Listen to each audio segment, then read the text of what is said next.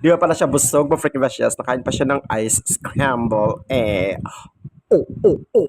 At habang hinihintay namin ng kapatid ko na nakaka-devote sa tagal, naganap muna kami ng coffee shop at dito kami napadpad sa Mrs. Unlimited. Para siyang karinderya na ala restaurant, amot uy, unsay tawag ana. At in fairness, napawaw ako sa mura ng mga pagkain dito at ang bongga dito is maraming choices, options, my freaking Bashas.